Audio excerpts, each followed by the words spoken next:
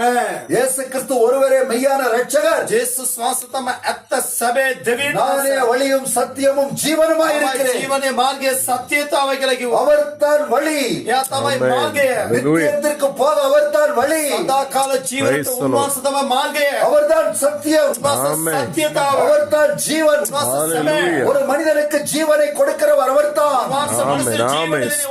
இந்த உலகத்திலே பிறந்த ஒவ்வொரு மனிதர்களும் මේ පොළවේ පොදුණු හැම මිනිසෙක්ටම அக்கிரமங்களினாலும் பாவங்களினாலும் ஆவியிலே மரித்து போய்விட்டார்கள். අදර්ශනකද පව් වලින් මනුෂ්‍ය ආත්මෙ මැරිලා සිටිනවා. எபேசியர் 2ஆம் அதிகாரம் 1வது வசனத்திலே එබේසිය දෙවනි පරිච්ඡේදය පළවෙනි වචනේ කියනවා. அக்கிரமங்களினாலும் பாவங்களினாலும் மரித்தவர்களாயிருந்த நம்மை உயிர்ப்பித்தார். අදර්ශීම කමන්ද පව් වලින් මැරිලා සිටින අපිය උන්වහන්සේ මලවුන්ගේ නැගිටවා. நாம் ஒரு காலத்திலே ஆவியிலே செத்து போயிருந்தோம். අපි එම කාලයක් ආත්මෙ මැරිලා සිටිනවා. ஆவியிலே உயிர் இல்லை. ආත්මෙ මැරිලා හිටියා. நாம் செத்தவர்களாயிருந்தோம். මැරිලා හිටියා. இயேசு கிறிஸ்துவை புறக்கணித்தோம். ජේසුස් වහන්සේ එපා කිව්වා. இயேசு கிறிஸ்துவை நமக்கு அறிவிக்கும் போது நாம் வேண்டாம் என்று ජේසුස් சொல்லிவிட்டோம். වහන්සේ අපිට කියනකොට අපි එපා කිව්වා. ஏனென்றால் ஆவியிலே செத்து போயிருந்தோம். හේතුව ආත්මෙන් අපි මැරිලා හිටියා. நாம் செய்த பாவங்கள், අපි කරපු පව් වැඩ நாம் செய்த அக்கிரமங்கள், අපි කරපු වැරදි දේවල් அவைகள் நிமித்தம் ඒ වෙනුවෙන් ஆவியிலே செத்து போயிருந்தோம். ආත්මෙන් මැරිලා හිටියා. இயேசு கிறிஸ்துவை அறிய முடியல. ජේසුස් වහන්සේ දැනගෙන හිටියා. ஆனா இன்றைக்கு நாம் உயிரடைந்து விட்டோம். අද අපි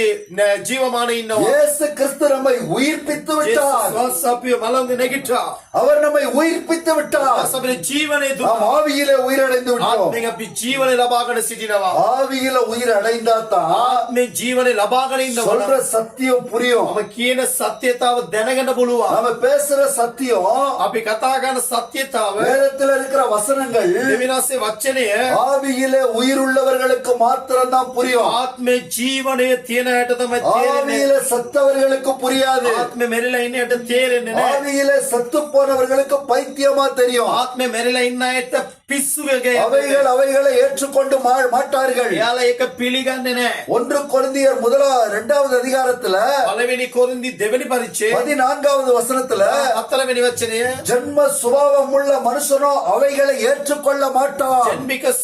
ජන්මික ස්වභාව තියෙන මනුෂ්‍යයෙක් පිළිගන්නේ නැහැ. அவைகள் அவனுக்கு பைத்தியமாக தோன்றும். ඒ මනුෂ්‍යයට ඒක පිස්සු වගේ දැනෙන්නේ. தேவனுடைய வார்த்தைகள் பைத்தியமாக தோன்றும். දෙවිනාසික වචන පිස්සුවක් වගේ දැනෙන්නේ. சுவிசேஷம் பைத்தியமாக தோன்றும். සුභාරංජ පිස්සු වගේ දැනෙන්නේ. சத்திய வார்த்தைகள் பைத்தியமாக தோன்றும். සත්‍ය වචනේ පිස්සු වගේ දැනෙන්නේ. இவர்களெல்லாம் பைத்தியக்கார கூட்டம். මෙයාලා ඔක්කොම පිස්සු ඇදපු. இவங்களுக்கு பைத்தியம் பிடிச்சு போச்சு. පිස්සු ඇදලා තියෙන්නේ. இவங்களுக்கு பைத்தியம் பிடிச்சவங்க මෙයාලා පිස්සු ඇදලා ඉන්නේ. எல்லாரையும் பைத்தியமாக்க நினைக்கிறாங்க. මනුෂ්‍ය පිස්සුවක් කරනවා. சிலுவையை பற்றிய உபதேசம் கட்டு போகிறவர்களுக்கு பைத்தியமா இருக்கிறது. ක්‍රිස්තිය දේශනාව විනාශ වෙන මනුෂ්‍යර පිස්සුවක් වගේ තියෙන්නේ. ரட்சிக்கப்படுகிற நமக்கோ ගැලවීම ලබන අපිට නම් தேவ பலனாய் இருக்கிறது. දෙවිනාශක බලයක්. தேவனுடைய வார்த்தைகள் நம்மை பலப்படுத்துகிறது. ధైర్యමත් කරනවා. இப்போ இயேசு கிறிஸ்துவை சொந்த இரட்சகராக ஏற்றுக்கொண்டவர்கள் ජේසුස් වහන්සේ තමයි පුද්ගලගේ ගැලවීම කර පිළිගත්ත අය ஆவியில உயிரடைகிறார்கள். ආත්මයෙන් ජීවනය ලබා இப்போ ගන්නවා. வசனம் நல்லா புரியுது. වචනේ හරි ආකාරයෙන් ஏன்னா நம்மை தேவன் உயிர்ப்பிக்கிறார். අපේ උන්වහන්සේ පුබුදලා ගන්නවා.